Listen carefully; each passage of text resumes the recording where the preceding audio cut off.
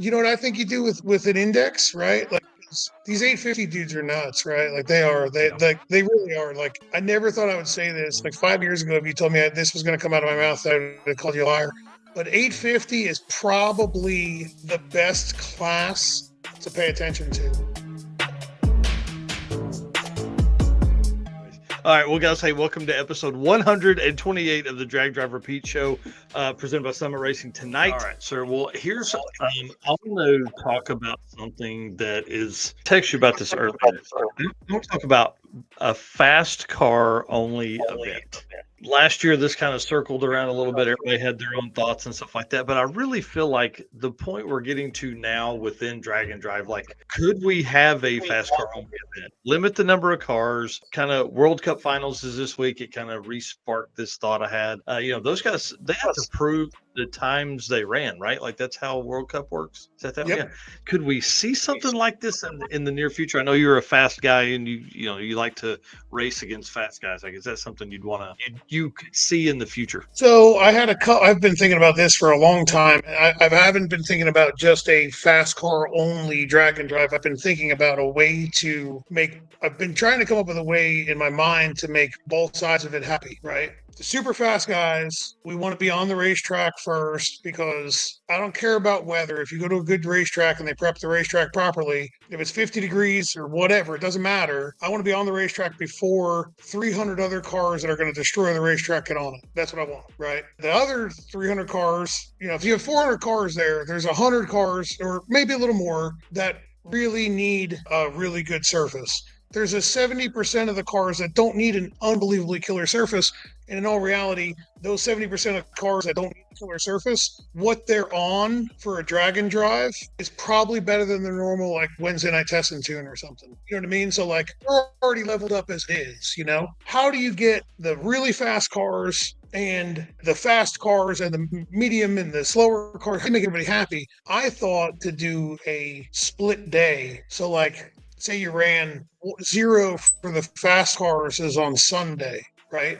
Day 1 for the fast cars is on Monday. Day 0, slower cars is on Monday. They basically just followed each other, right? So like track one for fast cars is on Monday.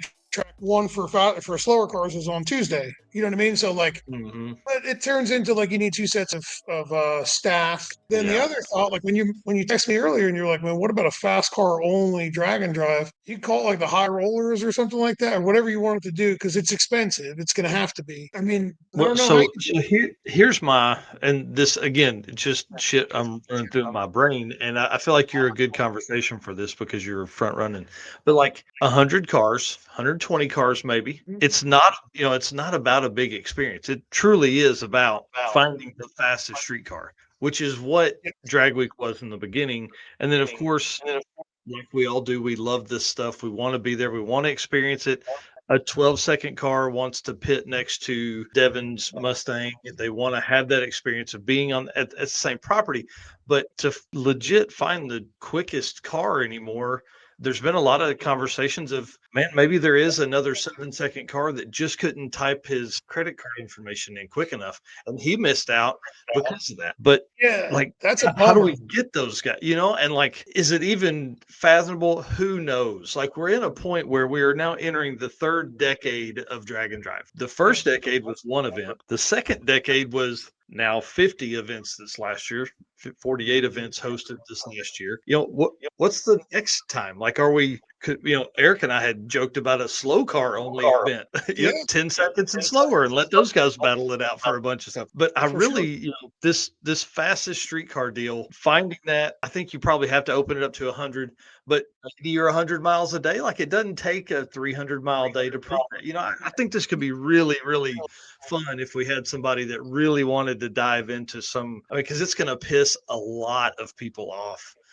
I think if Well, you I ran mean, like World Cup, you could do invite only. You could do, hey, prove you got that kind of qualify. time. Well, for World Cup, you have to qualify. Like we've ran World Cup 2 years. I have no interest in really going back just because I can't handle the cars checking the rods in the pits nonstop all day and night. I can't handle it. You know what I mean? Like the first year was great. The second year we were pitted in Rod Check Alley, and all I heard was Honda limiter nonstop, and I was like, I'm done. I can't go back here anymore. I can't handle it. But World Cup is an awesome experience, and the thought process behind World Cup is we have a great racetrack, perfect time of year, great air. You know what I mean? And this worldwide draw for spectators, right? So they said, hey, we could sell 10,000 racer tickets to this, but we can't handle 10,000 racers. So let's make everybody qualify. So you have to submit that like a video and a time slip of your car running whatever ET it is for the class that you're trying to enter. You have to register in time, kind of similar to the way Drag and Drive works. Is like, hey, registration opens up on this day. If you were there last year, you get early registration, but it sells out. Like all the classes sell out. Deechworks is a leading manufacturer of high performance fuel system components. The DW product line includes fuel injectors, fuel pumps, modules, fuel rails, regulators, filters, lines, and fittings, plus surge tanks, all engineered to support power levels ranging from 400 to 2200 horsepower. Every DW product is built to maximize reliability and efficiency, ensuring optimal fueling solutions for racers, tuners, and performance enthusiasts worldwide. With a focus on engineering excellence and industry-leading customer support, Deechworks continues to drive the future of high-performance fueling. And again, you guys know the deal here, 10% off using code DDR10 on the Deechworks website. The Drag and Drive, like a fast car only Drag and Drive would be cool. Put it up to maybe, whatever, 3 classes or something like that. Put qualifying brackets on them. Hey, we need to see, we need a faster than 650 pass out of you in order to qualify for this group, faster than 7.0 for this group, and faster than 750 for this group. That would be cool, but Derek's got a point. Yeah, I love the idea. I love the idea. Like I'm all in. Like I'm all in. Yeah, right. Derek's saying trying to get all the quickest Drag and Drive cars together at one event would be difficult at best. Some people don't have the same styles, time off, want to travel. I agree with that 100%. And that's why this is conversational more for you and I. I think this could work because I feel that top level racer would figure out that this isn't something that's like, hey, in 3 months we're going to put this on. This is hey, if you've done an event in the last 5 years, if you've been fast, if you still have a fast car, you're open to invitation. Kind of like what they do with their wild cards now for Sick Week. We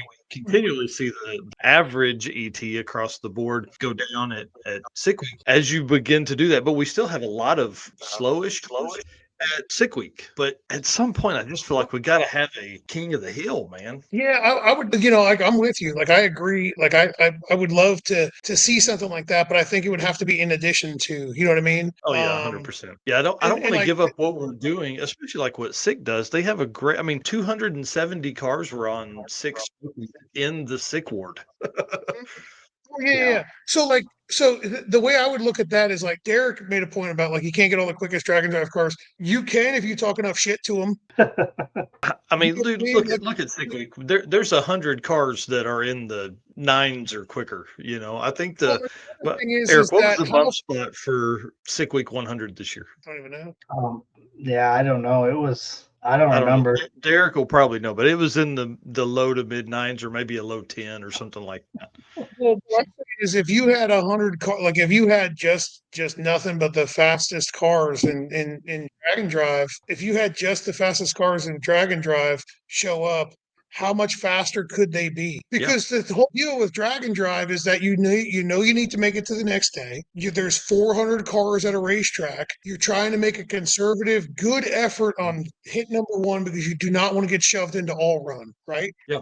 When we went to Sick Week earlier this year, day 1 was like kind of a shit fest because, the oil downs that happened and then everybody only got 1 run. Well, we shook the tires at the 330 and coasted to a 130, right? Yeah. There is that we had no chance to catch. We had no ability to catch Brett in number 1. We said, okay, we're just going to take it easy for the rest of the week and just cruise and try to go like a 650 or 640 or faster every day. You know what I mean? And we did, and we wound up being second. But if we knew that there's 100 cars and we got 6 hours on 7 hours or 8 hours on the racetrack, man, you get a little bit different of a view on things. You go, well, you know what?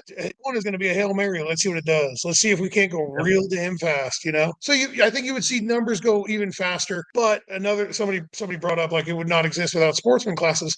you're 100% right. I agree with you. When I first got into the drag and drive stuff, at first I was like, man, I wish that there was like what we're talking about right now, like just fast cars. The reality of it is that if you walk around the pits of all the really fast cars, right, and all the really fast guys, you're usually like kind of annoyed. It's hard. It would be hard to run that kind of level, but I think that's what it would be for, in my opinion. I think that and again, it's one event. We're not doing it Yeah. every time. And with 50 events, the guys that want to enjoy the experience, which is 100% what you've got to do, that's got to be your first goal in this whole thing. For your first one is to enjoy it. But for proven fast cars, man, let's go. And what Sean Fink there talks about with money, it made me think. He mentions World Series of Pro Mod. Like, you could do an event like this within an event like World Series of Pro Mod or the Snowbirds or U.S. Nationals or something like that, because you could I mean, it could be a 4-day event. It doesn't have to be the end of the world and 1,000 miles and all that stuff. Like, you're trying to find the quickest streetcar. So Right. street cars, I don't know. So to expand on like what I was saying about like if you walk around the pits, you'll get annoyed when you're around all the really fast cars because most really fast cars aren't really happy because Yeah. like you work hard, right. So like I want everybody that's watching that don't think that I'm sitting here on like a horse acting like, oh, if you don't have a fast car. No, buddy, I'm jealous of y'all. You guys have a really good time. Like we've got some local friends that do a lot of drag and drives, and you know them, Tracy Holtzclaw and Oh, yeah. Bobby Admire and the Charles Barber. Those guys are competitive, but they're there to have a good time. And those dudes, Yeah. Mark Manor, always having a good time. You know what I mean? Yeah. Like I'm jealous of that. Like I like that. Dude. They're Yeah. having way more fun than we are. You know? And there'd be plenty of events for them to do that. And like well, whatever. His car's pretty quick and fun and does amazing burnout. We could have some, like, that could be in a sick word type deal. Yeah. Drag pack, a Oh road yeah, trip yeah, thing. yeah. To answer this question here for Sean Ellis, he said, for the slower classes, do they typically get multiple shots at their session before the all run? No, but it's like what you said earlier. Like, they don't need to have the perfect track to make their best possible run. Right. And right. so it would be interesting to see, like, could those fast cars survive making 5 passes a day for 4 days and driving 100 miles between? Right. I don't know. It'd be tough, because well, that's the thing, right? Is like the current set of drag and drive, like the way things go, right? I'll just give a rundown of sick week. Day one, we had one, and everybody could only get one hit. Brett made it Mhm. down clean, like 640 something. We spun and shook the tires, went 7-0. Once they announced that there was not going to be another run, Brett started packing up and said, "Okay." They were already packed up, ready, or they were already packed up. They just didn't switch the car over yet because they were waiting to see what we were going to do. Mhm. Right? If you've got an event where you're like, hey man, you're gonna be able to get 3, 4, 5 good hits at this racetrack throughout the day, you ain't packing up early. You're gonna Well, and push as hard as you can. yeah, You the know what I other mean? side of that would be that you're only going to have to drive 100 miles, right? Oh So yeah, it's yeah, not going to be some crazy, like, you're not getting prepared for the I-75 or whatever the hell it is that runs from South yeah. Oh Georgia yeah, to miserable. Bradenton. You know, Yeah, you're yeah, not getting ready for that. Or there's one trip on Rocky Mountain Raceway's 400 miles. For that's 2026, stupid. like, it's not a single day. You got a day drive in there, a drive day in there, but like, still, like, there's events that some events don't go, 400 miles total, like weekend Right, yeah. events anyways. Yeah, I mean, I think that I get it. The whole Rocky Mountain Race Week driving 1,500 miles, like it's badass, right? You're never going to catch me there. Yeah. I'm not going to drive 3,000 miles round trip to go drive 1,500 miles in the car. Yeah. Like it's just not going to. You know what I mean? Like it's just not who I am. Like I don't have enough time for it. Sorry. Yeah. Well, and dude, I But love Rocky Mountain. It's one of my favorite ones. Plus the scenery is cool. And that's what's great about all the events in different parts of the country. But like, with you being in North Carolina, I think, or South Carolina, we're where in y'all live? Carolina. Yeah, we're in the Yeah. Carolinas. Yeah. To get out there, dude, it's a 2-day trip minimum there and back. Minimum. Right. Yeah. Yeah. It's a whole, and then it's like, that what I'm saying is like a lot of people in the drag and drive world will say, well, it's not a real event unless you travel 14,000 miles in a day. And you know what I mean? Like, like some people are just like so over the top with this whole, you got to prove it thing where it's like, dude, if this car, no matter what it is, once it makes it 50 miles, it's going to keep going. And if it doesn't keep going, it was a catastrophic failure that was going to happen in 3 miles, or, the next 3 miles or the next 3,000. Like, it's just is what it is. Like that, the whole, like, we got to prove it by driving at least 1,500 miles or 1,000 miles in the week. Those are like cute numbers to throw around for people who like don't understand kind of how the real fast stuff works. Yeah, if you get in your brand new CTSV with your air conditioned seats and you do Rocky Mountain Race Week, awesome. I hope you could do that. You know what I Yeah. mean? Like, I'd hope you could handle that, Yeah. Well, and But the one thing does he about even race anymore? he hadn't this year. He's in here I know. I don't know why he keeps talking all talking. that He should be, smack, talking about he should be coyotes being talking. fast He and should be everything. talking, not talking. You know what I mean? But hey, He maybe he needs is in the directions to shop. get out to that garage or what? Yeah, I'm maybe busting your he's out there. He better be out there wrenching on that thing and getting it I ready. know. I'm ready to see that car out. I think it's going to be awesome for Oh, folks that don't so run am I. That's why again, I fast said earlier when I was coyotes. busting on Brian. When I was busting on Brian, it's like that I like when if we can poke at each other, then we're friends. That's awesome. Yeah. Yeah. So again, so if anybody wants to put up, a smooth 100 G's to find the quickest street car drag and drive, I think we could probably talk to Wes Buck and see if we could replace one of those index classes at World Series of Pro Mod and put this in. Just saying, if there's anybody out there that want to do that, I think it would be a fun. I think it'd really elevate everything. Plus, putting it on a big stage because you're going to call out some pretty heavy hitters. I think a lot of the big names that were big years ago would be back. I think it'd be really fun. Oh yeah, it'd be great. Cool. Yeah. Yeah, no, it would be really cool. Do one lane for radials, one lane for slicks, and let them get at it. Oh yeah. Yeah, you could. I think Uh, that'd be it, man. That would be awesome because then you would really give it the opportunity. Sean Fink here says, "Here's an idea: top 100, like Devin mentioned. You have a limit of 2, maybe 3 hits per track, and must run below said class index 650, 70, 750. If you don't fulfill, you're out. You'd be in contention for said purse and out of competition." Yeah, I mean, I don't think we'd have to have a ton of rules around it. I think you could probably, just like you said, 3 or 4 classes. Definitely we want to see all those 850 guys go in there and just hammer away at some 850 stuff. How fun would that be? And then have some really fast stuff from there. I think it'd be, I don't know. There's you know what I think you do with an index, right? Like these 850 dudes are nuts, right? Like they are, they really are. Like I never thought I would say this. Like 5 years ago, if you told me this was going to come out of my mouth, I would have called you a liar. But 850 is probably the best class to pay attention to. It really what have we is. been saying? What have we been Yeah. It is unbelievably impressive when I've seen dudes print tickets that go 8.5000. What? And then like a couple of people have done it like twice in a week, and I'm like, what? Like it's insane. The problem there is that I can manipulate technology in a car to help me achieve 850 and some change every pass, right? Mhm. Well, what would make it a lot harder? This is the 850 index. Day one, it's 850. I don't know. Day two, it's going to be 820. At day three, it's going to be 845. You know what I mean? Make it move. If you're good, like you a should be able to. floating. That'd be interesting. If you're good, you should be. Especially now, with a car that's that quick. yeah, well, that's what I'm saying. Like, don't make it. If you're gonna have the top 100 of the fastest cars, and make it 80, make it 750. Because there's a lot of cars that run 850 that can run 750. Oh, 100%. Yeah, and the hard part for those cars is a lot of them don't want to go to that level with the cage, which I get. You know what I mean? Exactly. Oh I yeah. agree. I get that 100% for sure. Yeah. Yep. Dustin Carlington says modified 850 bullseye challenge. That'd be kind of fun. I think you could really have a good time with all of the topics there. But let's talk about one thing before we get off of this. You said something earlier when you talked about you like 8th mile versus quarter mile stuff. Talk to us. When do you think we're going to see that move of drag and drive stuff, like that top tier drag and drive car, kind of go to an 8th mile class? You know what I mean? Like Bailey and you guys, I mean, you're running 240 plus in a street. Unfortunately, I don't think it's going to happen until something bad happens, because there's too many people with too much ego that they refuse to set aside to understand that the race is not won in the second half of the track. I don't care who you are.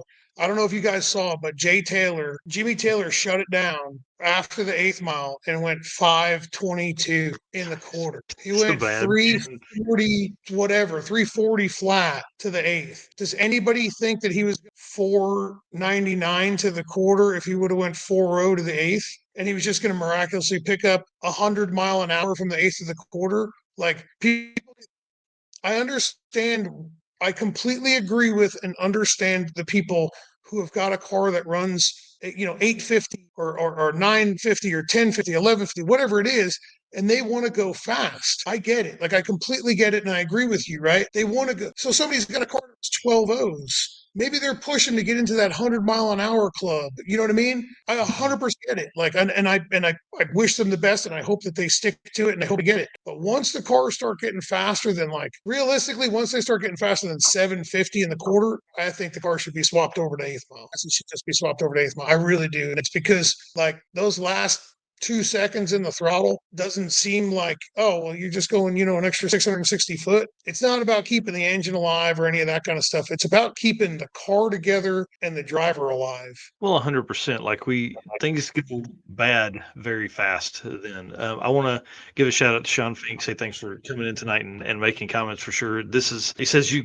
can't just talking about his index deal. You can't go any slower than the class you entered. So if that has a max of 657 or 750, I think that would be cool. I think you could really do a ton of fun things with that. So the eighth mile, again, Miltech channel saying eighth mile for most classes would be great. I think that's true. And, I do a lot with Midwest Drag Race Series. I attend 5 or 6 events of those a year. And a lot of the stuff at Tulsa for like No Time Small Tire or some of the, classes over there are eighth mile. That's you can go really fast. I think people for so long were conditioned that quarter mile was the king. And then they get out and race and they have a 12-second car, and it's fun to hold your foot down to the floor for 12 seconds. And that's the thing. I get that. I understand that. But like when you start getting into these cars that are running, 450s and faster in the eighth mile, dude, things go bad quick.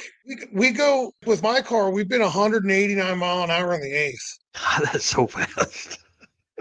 189 in the eighth on a 275 tire with a friggin' soft top. You know what I mean? Why? Like, it doesn't make sense to not run eighth mile. If we ran eighth mile, the whole focus would be way different in the way we raced. Like, we could be so much, like, everybody could be the competition would tighten way up if we raced eighth mile. You know what I mean? Because if you have a bad 60 foot, the rest of the race is over. And nobody's like, when I brought this up a couple of years ago, because our event's eighth mile, like Laura said, people said, I won't go because it's not quarter mile. And I'm like, okay. They're like, well, I've won many races in the back half. I'm like, buddy, no, you haven't. Like, is that after you jumped the Coke can, or is it before you friggin' could get the $100 bill off the dashboard? Like, which one was it? You know what I mean? Yep. Like, I hate to be that way, but dude, the whole eighth to quarter mile thing has always been an argument. And I don't have the right hard drive out here to pull it up, but 2005, Carl Scott won the Hot Rod Drag Week with an 850 average. Larry Larson at that time went 8 O's, I think, is his quickest pass. He didn't average that for the week, but we've come a long way. I mean, we're looking at cars running 6 O's.